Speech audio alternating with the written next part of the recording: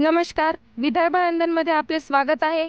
मोदा तालुक्यातील खात गावात 15व्या वित्त आयोगातून टँकर खरेदी प्रकरणात गैरप्रकार केल्याचा आरोप.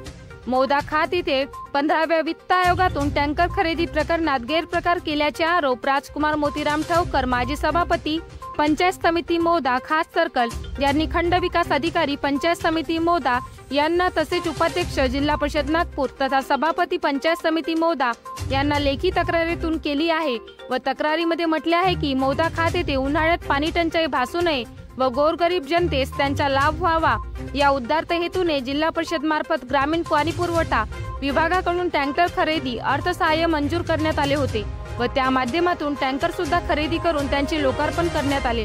परंतु नवीन टँकरला जुने टायर बघता नवीन टायर चोरीला गेले की खरेदी प्रकरणी गैरप्रकार तर झाला नाही ना, असा प्रश्न टँकर पाहिल्यानंतर गावकऱ्यांना पडला. त्यावरून खरेदी व्यवहारात भ्रष्टाचार झाल्याचे आरोप करीत दोषींवर चौकशी करून कायदेशीर कारवाई करण्यात यावी अशी मागणी केली आहे. बातमी संकलन प्रतिनिधी अनिल बाबू सपाटे.